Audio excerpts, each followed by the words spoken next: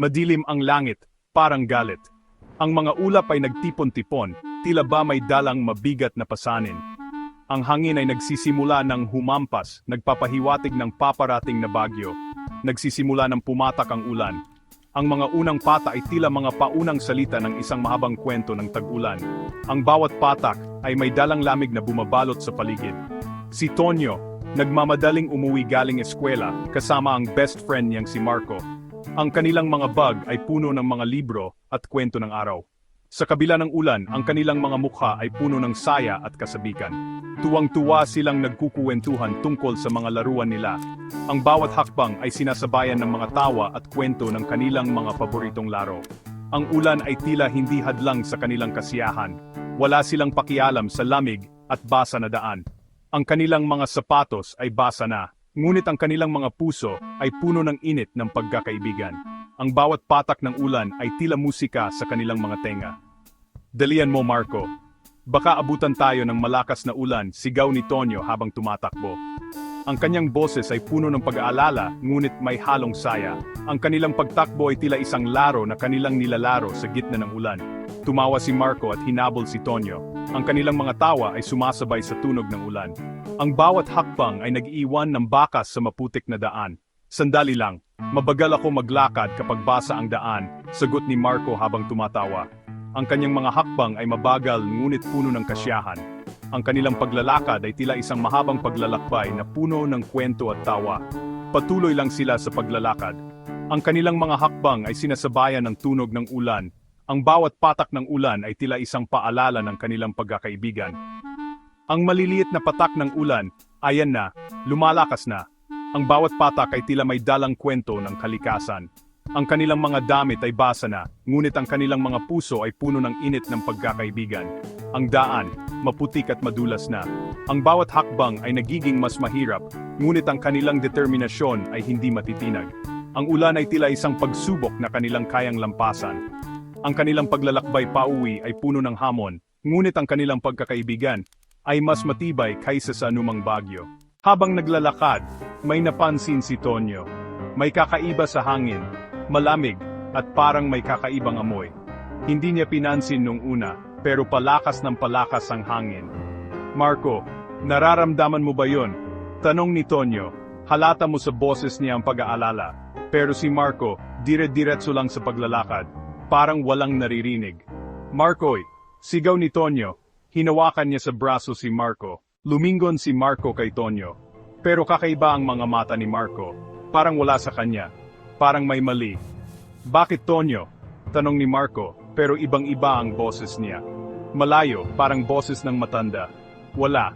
Tinatanong ko lang kung nararamdaman mo yung hangin, sagot ni Tonyo. Hindi niya maintindihan kung bakit natatakot siya. Wala naman akong nararamdaman. Tara na, uwi na tayo, sabi ni Marco at naglaglad na ulit. Sinundan ni Tonyo si Marco. Sa bawat hakbang nila sa makapal na kagubatan, ramdam ni Tonyo ang bigat ng kanyang mga paa.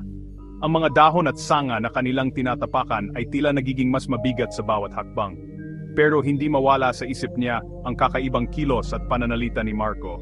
Mula pa kaninang umaga, napansin na ni Tonyo ang pagbabago sa kanyang kaibigan. Hindi na ito tulad ng dati, parang may malalim na iniisip at laging malayo ang tingin. Pinagmasdan niyang mabuti si Marco.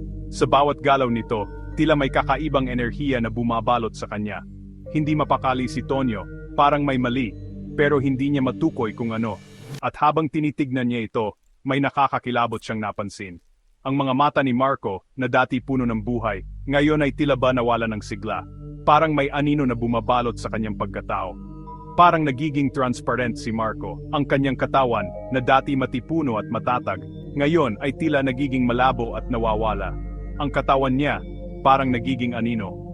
Ang bawat hakbang ni Marco ay nag-iiwan ng bakas ng kadiliman sa lupa. Kitang-kita na ni Tonyo ang mga puno at halaman sa likod ni Marco. Parang isang masamang panaginip, hindi makapaniwala si Tonyo sa kanyang nakikita. Marco, anong nangyayari sa'yo? Tanong ni Tonyo, halos hindi niya masabi. Hindi sumagot si Marco. Ang kanyang mga mata ay nakatuon sa malayo, tila ba may hinahanap na hindi makita. Dire-diretso lang ito sa paglalakad. Hindi man lang lumilingon o nagpapakita ng kahit anong emosyon. Parang isang robot na programmed na maglakad ng walang tigil. Pero ngayon, halos hindi na makita ni Tonyo ang kaibigan niya. Ang dating matatag na anyo ni Marco ay unti-unting naglalaho, parang usok na tinatangay ng hangin. Sa bawat segundo, nagiging mas malabo si Marco, hanggang sa tuluyan na itong maglaho. Naiwan si Tonyo na nag-iisa sa gitna ng kagubatan, puno ng takot at pangamba. Hindi niya alam kung ano ang nangyari sa kanyang kaibigan, pero alam niyang may malaking pagbabago na naganap. Ang kagubatan, na dati puno ng buhay at sigla, ngayon ay tila naging isang lugar ng misteryo at kadiliman. Sa kanyang puso, naramdaman ni Tonyo ang bigat ng pagkawala ng isang kaibigan at ang takot na baka hindi na niya ito muling makita. Takot na si Tonyo. Tumakbo siya ng mabilis, hindi na lumingon. Hindi niya alintana ang malakas na ulan at hangin. Ang gusto niya lang, makalayo kay Marco. Tulong! Tulong! Sigaw ni Tonyo habang tumatakbo, pero walang nakakarinig. Ang malakas na hangin at ulan lang ang kasama niya. Hingal na nakarating si Tonyo sa bahay nila. Basang-basa siya at nanginginig sa takot. Agad siyang pumasok at niyakap ang nanay niya. Tonyo anak, anong nangyari? Bakit basang-basa ka? Tanong ng nanay niya. Halata mo sa mukha niya ang pag-aalala. Si Marco po, si Marco, iyak ni Tonyo. Hindi niya masabi ang nangyari. Nasaan si Marco? Bakit hindi siya sumabay sa'yo? Tanong ng nanay niya. Hindi ko po alam. Tonyo stammered, his voice trembling with fear and uncertainty. He looked around, his eyes darting from one place to another, as if searching for something or someone. Nawawala po siya. Sagot ni Tonyo sa pagitan ng kanyang mga hikbi. His tears flowed freely, each drop a testament to his deep worry and confusion. He felt a heavy weight on his chest, making it hard to breathe. Pinaupo ng nanay niya si Tonyo at pinainom ng mainit na tsokolat. The warmth of the drink offered a small comfort, a brief respite from the storm of emotions raging inside him.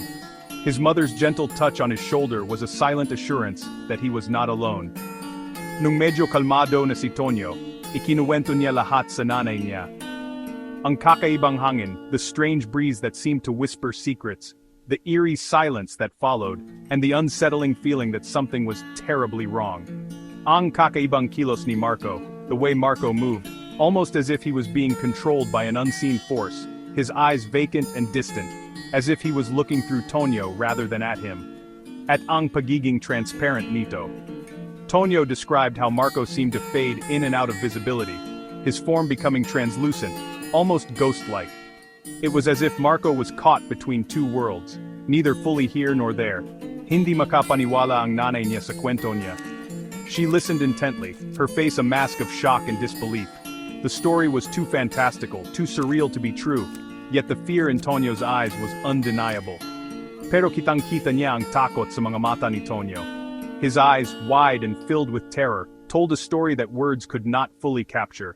They spoke of a fear that was raw and real, a fear that gripped his very soul. Alam niyang hindi ito nagsisinungaling. She knew her son well enough to recognize when he was telling the truth. The sincerity in his voice, the genuine fear in his eyes, and the trembling in his hands all pointed to one thing. Tonyo was telling the truth, no matter how unbelievable it sounded. Kinabukasan, pinuntahan ng mga magulang ni Tonyo ang bahay ni Marco. Pero wala si Marco doon. Walang nakakaalam kung saan siya nagpunta. Maraming araw na naghanap ang mga tao sa lugar nila, pero hindi nila nakita si Marco.